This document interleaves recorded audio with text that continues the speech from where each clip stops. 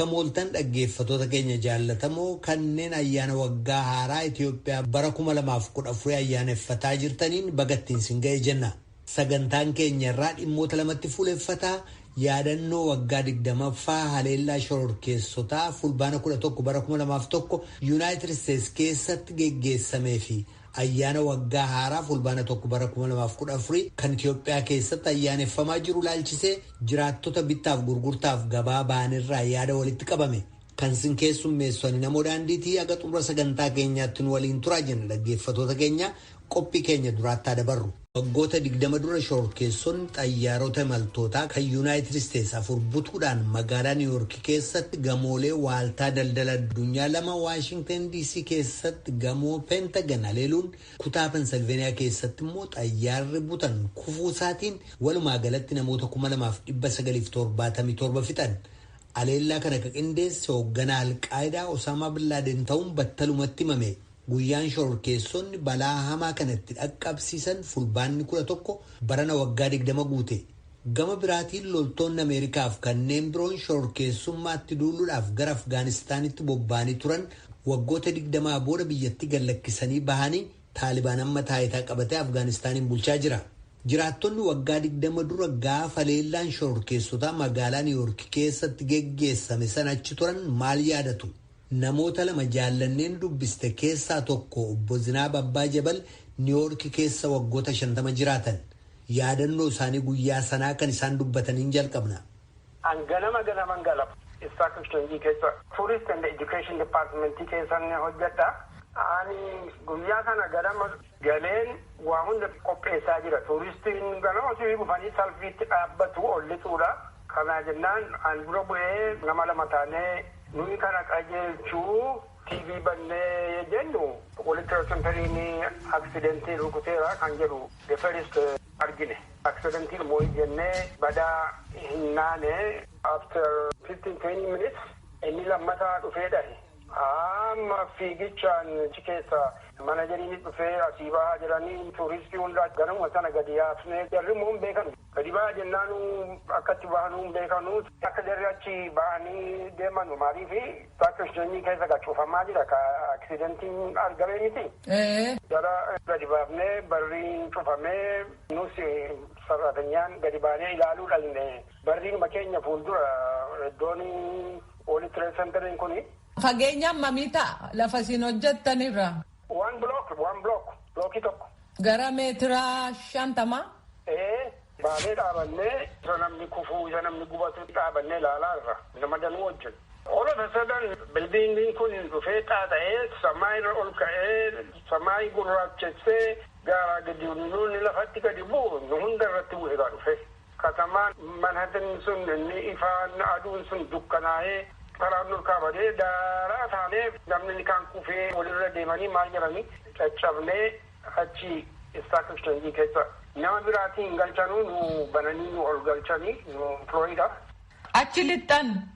Achuma hojjedha amma deebi'een achitti baqadhe gaa. Inni siribu ala nu ollinnu tuuristiin tokko dhufanii nu wajjin ol lixanii suuta illee bootaa kenninee fi jara istiriitii goonee gadi baafnee booda akka jarinee manu taasifne. Achumaanii all day achi oollee manni nutti cufamee daaraa ta'ee dhagni keenya hundi daakuu ta'ee galgala gara 3 o'clockitti waaree booda mana keessanitti namni hundinuu akka galanu hamma nu isinitti dawwallutti hojiin nuuf hinaa jedhanii gannu dhiisanii amma manatti galuuyyuu training hin jiru transportation hin jiru miilaanan deeme from Wall Street to 42nd Street. Ammam sin fudhate? Sa'a tokko caalaa natti fudhateera. Yeroo gamoo sun hundumtu caccabee lafatti kufee awwaara uffanne jettanii baqachuun hin oolu. Yeroo baqattan kufuun faan turree walirratti. Kufee namni danuudhaan mucaan naannaa wajjin dhaabannee ilaallu hiriyaan koo kufee namni irra deemee achi akkamuu taanee harkifnee ol galchinee trading floorii irratti dhaqee ciisee achi first aiding kennamee fi nama danuutu miidhame. Hiriyaan nuti kan kooyyuu na biratti kufee otuu baqatu nama danuun kukkufee caccabee walirra deema ala namni kufe immoo namni hundi irra deema. Kanatu bada biyya nama miidhe achirratti first aiding dhufee booda hospitaalota geessanii achitti akka matee fayyeera inni duudha. Egaa yeroo balaan inni jalqabaa dhufe sana isin waan cimaadhaan seene. Dubbiin kun waan ajaa ta'uu booda nu gale malee accidentii wayii seene. Amma ala inni lammataa dhufee dhahu sana this is a dangerous something is happening. Kana caalaa jiru dhufuun hin mala kan jedhu hunda daafnee faamiliitti dawwaluu maal jechuu amma ijoollee kan koo sila anatu dhufee ifaan fuudha. Dhufaan jiru jedhee sana haadha manaa kootti dawwale jennaan isiin aftaawun hojjetti ayitee ijoollee fiddee manatti na eegde galgala malee sila anatu dhaqee fuudhan ture. Waajiraa ba'anii. Hojiirra baatee egaa hin fakkadama gaafa sana haala dubbiin kun dhagahamu faamiliidha. Akka mana keessan eeggataa ijoollee keessan qabaa jedhanii isiinis baatee dhufte ijoollee fiddee manatti na eegde ani galgala gaa kana hunda deemee dhufee baabura keessa deemee dhufee yennoon baabura keessaa bahee safara ga'u namni hundi maal taate achi hojjettanaan jedhaa nikaan natti kolfaa nikaan naaf hazzanaa. Daaraa uffattaniitu. Daaraadhuma ta'e kan wamti nutti kufe. Rabbitu na baase malee inni kufe suni mataa keenya irratti bu'ee oole. Deem maal ta'e 90 digirii achumaan lafa dha'e inni. Isa xaxxaa ta'etu deemee nama dha'e. Ija namaa miila namaa tokko jira kan dhagaan faca'e jira miti. That hurts a lot of people. Fire departmentiin poolisiin achumatti nu ilaalle nu biratti dhumanii nu rabbi hambisee achi gan namni danuun kan nu wajjin achi hojjetanu World Trade Victim jedhamanii tikeetiin nu kenname waan balaan kun nurraan ga'u dhaynee ilaalamnaa namni yoo simtamii isaa kaanserii yookiin developii waan akkana qabaate permanently achi taa'ee akkamatee compensation hin kennamaaf akkamatee if they don't find anything every now and then you go and check yourself naqaadha. Kun egaa awwaara waan gubataa daaraa sana funyaaniin fudhachuu kan fafakkaateen yoo qaama keessan keessatti rakkina uumeera ta'ee jechuu. Exactly. Kanaaf amma wana gaaggaatti kotti jedhu na laalu waaqni na gargaaree amma wana nagaadhuma jira gaha. Asirratti obbo Zinaab lafti hojii keessan sana balaa sana booda deebitanii deemuu iyyuu yaaddofne? Yaaddofneerra jarrinis deebi'anii raayidha waynu waamne torbii tokko cufameeti torbii tokkoon booda lafti sun xaragamee maskootiin xaragamee deskiin xaragamee kompiitariin xaragamee itti afuufamee maal jedhamee they call us back deebinee akka duriitti hojjechuu hin dandeenye raayidha way suutennee biildii godhaa dhufne malee danuu hojjechuu hin dandeenye. My department was closed because of that for permanent. Departmentiin ani ittiin hojjedhu suni ergi balaan sun bu'ee kun argame lammata deebi'anii hin banne achumaan cufanii nama danuu kan achi keessa hojjetu horii isaa kennanii isa xurootaa baasanii isa compensation barbaadu compensation kennanii fi nama hunda gaggeessan very limited qofa deebisanii qaxarame. Isinoo? Anis nan ba'e anis. Maaliif kun ta'e? Maaliif tuuristii namuu hin jiru ammuma hin jiru. Tuuristiin dhaqee tireediin filoorii dhaabbatee ilaala dur. Ennuu nigdiin sun hojjetamu fooqirra dhaabatee ala jarri nagadanuu ala jarri baayinsel jedhanii iyyanuu ala olii gadeemanuu Awurooppaadhaa dhufee Eeshiyaa dhufee Chaayinaadhaa dhufee nama 3,000 fa'i dhufa kan ilaaluudha. Amma they cannot have that. Kana hojjechuun hin jiru achumaan cufanii dipaartimentiin kun achumaan cufamee amma waan hin qabansu. Asirratti obbo Zinaab egaa kurrifannaa guddaa ture addunyaaf iyyuu Ameerikaa yookiin Niiworkiif qofan turre isa booda jireenya akkamitti itti fufe? Baroo jette ani ergiin achi adeeme kompenseeshinii naa kaffalaniiru. Achi ka'ee tiriitmentiin fudhame. Maal waa hunda keessa deemee ilaalee saalaan nagaa ta'ee fayyaa ta'uu kan koo argee jedhu hojii biraa appilaayi godhee hojii biraa gale achuma safara sana keessatti hojii biraa hojjetaa jira. Since then ergi gaafa sana asii hojiin kan koo hojii biraatti geeddareen achi hojjetaa jira. Jireenyi uummataa hoo ammam jijjiirame waa'ee balaa kanaaf? Balaa geeddarame namni. Nama alaa dhiisinuu kan achi waggaa danuu wajjin hojjenne godha arguu hin dandeenye inni kaan Niiwoorkii bahee deeme inni kaan Filooridaatti galee inni kaan faamilii isaatiin karaa bahee nan beekama kan sababa horii kan achi bahee hojii dhabuudhaan ijoollee isaa dhiisee warra isaa dhiisee kophaatti kan hafee jira rakkina danuutti fide ibindoo kompenseeshinii illee haa kennanu malee faamilii biratti rakkina danuu fideera ijoolleen nu wajjin hojjetan danuu. Karkara baanii tokko jajjabaatanii dhaqanii waa tokko jalqabaniiru gara caalu bira kanarra bu'aniiru ala sana. Isinoo achumaan tura jettanii maaliif murteeffattan maaliif hin deemne? Ani erguman biyya kootii dhufe Niiwoorkii nan jira Niiwoorkii nan dhufe Niiwoorkii baheen beeku Niiwoorkiis nan deema jedhee takkaa hin haassamne safarri nuti an jiruyyuu geeddareen beeku safaruma tokko keessan ta'a amma wanaa waggaa kana hunda. Waggaa meeqa? Waggaa 50 geeroo. Niiwoorkii keessa erga jiraattaniim? Ijoolleen koo baasitti dhalatanii guddatanii nu hundinuu akka gaarii jirra koominiitiidhaanis bareechinee wal bira jirra jiruu ajaa hin jiraadhu akkuma gaarii hin jiraadha wanti asii na baasu badaa hin jiru jedheetuman hassabe Niiwoorkii wal bareera jechuudhaaf jaalladheera. Amma naannoo balaan sun ga'ee lafa waajjira keessan durii yeroo argitanii gamoo gurguddaa ijaarameera garuu maaltu isinitti dhaga'ama? Nan deema karaa sana stock exchange biraa lan darbu akka durii oopinii miti. Durii makiinaadhaan bira darbitu bitaatti mirgatti jala darbuu dandeessa. Amma karaan cufamee isumaayyuu poolisii dhaabatee eega. Karaa sana makiinaan hin bahu. Because of security purposeedha jedhanii kana hojjetanii hangeen karaa sana gizee hunda nan bahaa lan dhaqee jara security dubbiseen salaamataa jedhee bira darbaa I go around the building nan laala nama an beeku yoo arge nan dubbisaa namni an beekullee badaan jiru tokko bichuudhaan badaanatti tola safarumti suni laabati waggaa 19 hojjeddaatti. Kun hundumtuu darbee waggaa 20 ta'e. Niiwoork har'aa fi Niiwoork yeroo sanaa attamitti ilaaltu? Dabbee waadanuu jira inni haala sanaa badaa iizii wayii ture. Salphaadha walitti deemaa walitti dhufaa wal dubbisuun maal jiraa. Ergii balaan sun bu'ee ka'ee safarri sunis namninis fiigichis jarjaruunis tu itti ganaataa dhufe insecurity wayii ta'aa dhufe akka duriitii miti. Ofirratti amantaatu hin jiru. Yaa bituu insecurity ta'aa dhufe. Amma safaruma sanaan hojjedha badaarraa fagoo miti. Bulookiinuma hunda keessa amma security danuun arga. Poolisii bulookii tan arga amma iddoo hunda. Ijoollee abdii kana bareechitee safara ajaadha jettee wamtatti hammatti jiru wamta ajaan badaan jiru ala sanaan argitu nagaadha ala sana hundinuu. Amma jinnee waadanuudhaaf eeguu danuu jira hin sodaatu. Isa qofaa miti 26 Federal Plaazaan isaa achi jira wal bukkeedha safarri sun. Big building. Kan immigireeshinii kan sooshaal sekuritii garuu jira governement ofiisiin kana jennaan bareechanii eegu safara sana kunii fi inni durii badaa walirraa fagoodha. Sanbata har'aa kanaa waggaa 20ffaa isaatu yaadatamee oola maal yaadattu isin immoo?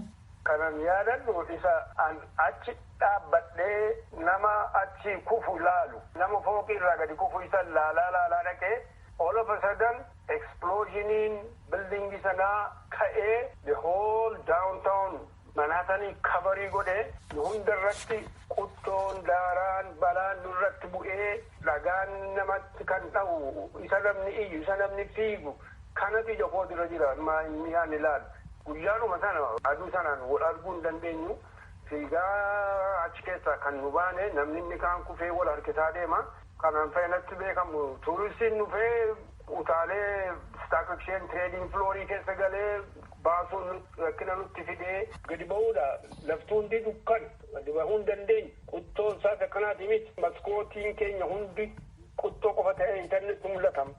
Awwaara qofa hundisaayyuu baga rabbi nagaadhaan na baasee nama lanuus nagaadhaan baheera kan miidhame gaazama danuudhaan gaafa sana by the way kan tusitti nu irraanfadde hojiiyyuu argadhee achi keessaan bildingima sana keessa floorii 21-22 irraa qabna stock exchange achirraa qabu about 6 months before that openingii ture hojii openingii wayii ture apply godhee hojii argadhe achitti transferiina gochuudha ala laalu horiin isaa differensiin qabu sakan koosammaan hojjedhu yoo differensiin qabaanne maalin achi hojjedha asumantaa jedheen dhiise namni achirra galan suni namni achitti hojjetu jarri hundinuu dhuman ijoolleen keenya alaan kufootiin kufanii rabbinna hambise jechuu kootaan.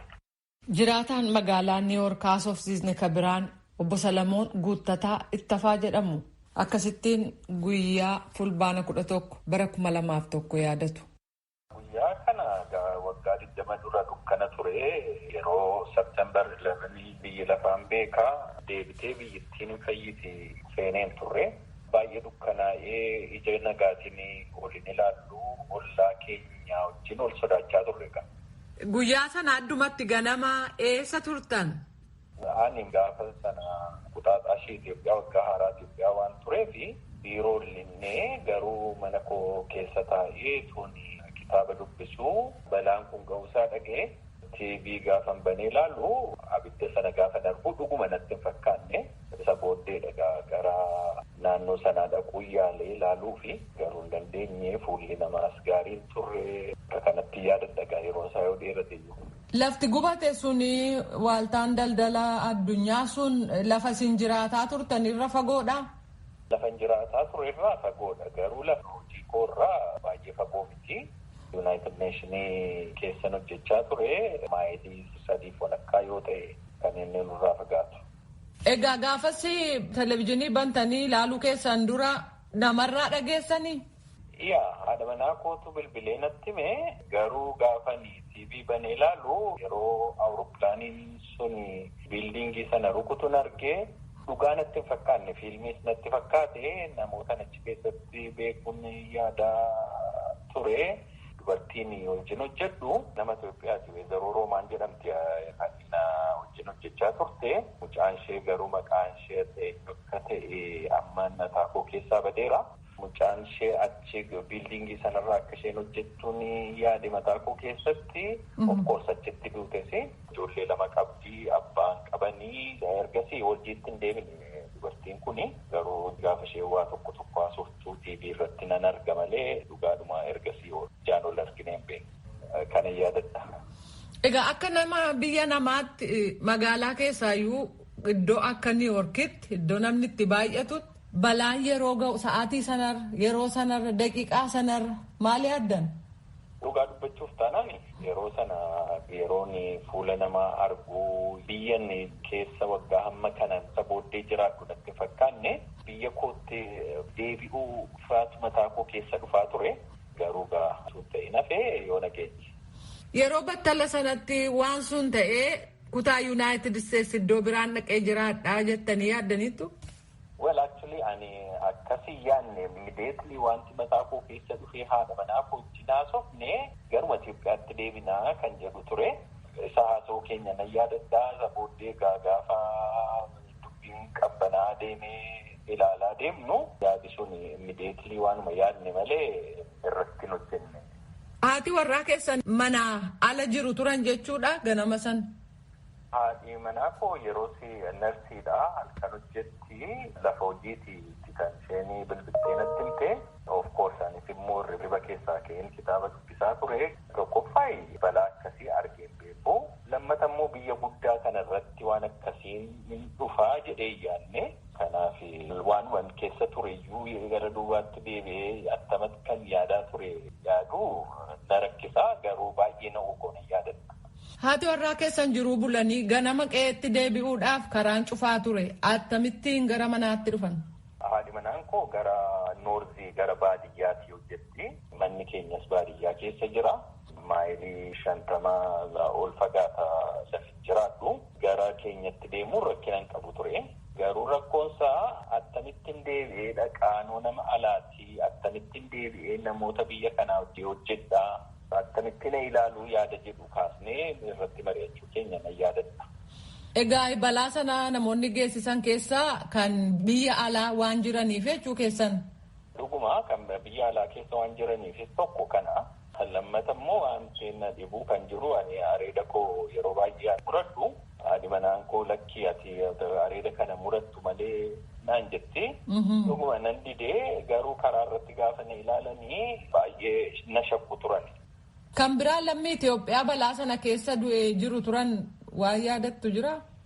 Namni yaadattu jiru garuu advaanteejiin namni biyya keenyaatti argate yoo jiraate guyyaan sun akkuma sila sittime guyyaa waggaa haaraa Itoophiyaa waan tureefi namni baay'een ofii isaa fudhatee mana ture. Gamoon rukutame kufee sun lamaan xayyaaraan jechuudha. Iddoo sana yeroo deebitanii argitan maaltu isinitti dhaga'ama? Dhugaa dubbachuuf iddoon sun isuma durii caalaa iyyuu bareedee miidhagee biildiingii akkas hojjetamee bakka bashannanaa ta'ee hin miidhaga. Garuu yeroo sana namoota ture waan taaneef yeroo hundumaa gaafa naannoo sanarra darbu kan mataa koo keessa dhufu guyyattiidhuma gaafa sanaati malee biildiingii isa miidhagaa kana miti deebi'ee hojjetameera. Lamaan kana duwwaa miti biildiingii 50 oltu kufe garuu deebisanii haaraa ijaaranii. Egaa yeroo namoota biyya alaa ija addaan ilaaluun akkama turee har'a waggaa 20 booda inni kun jira. Dhugaadhuma yeroo sana gaafa yaadne booree guyyaa akkasii arginaa deebinee jara namoota biyya kanaa wajjin jiraanna jennee yaadne nama biyya kanaa yeroo hundumaa nan galateeffadhaa. Amma ollaa keenya wajjin nyaannaa wajjin dhunnaa wajjin gammannaa gadda keenya sinirmaannaa deebineedhuma akka seenaatti waasofne malee rakkoo dhumti kun waan jiru natti fakkaatu. Sababii sanaanii loltoonni Ameerikaa Afgaanistaan turan yeroo dhumaaf waggaa 20 booda deebi'aniiru jechuudha. Gidduuma darbe kana keessa deebi'uu isaanii wajjin wal qabatee balaa ga'ee wajjiniin fooyyeen argame jira jettee yaaddaa? Akka nama tokkotti waraanni dubbiidhuma deebisee hidha balleessa malee rakkina hiikadhee yaadu rakkina uumedhee yaada. Kanammoo kan isin jechuu danda'u kun waggaa dheeraa waan mataa koo keessa ture. Naatoolli Afgaanistaan warra Ameerikaa biyyuma eessaatti iyyuu amma biyyi keenyas waraanarra jira. Waraanni kuni dubbii hiikadhee yaadu yeroo hundumaa taa'anii haasawuun dubbii hiikaa guddina keenya kan agarsiisuu danda'u waliin mari'achuu danda'uudha jedhee yaada. Waraanni kuni dubbii hiikadhee yaadu. Obbo Salamoon Guuttataa deebinaa laattaniif maqaa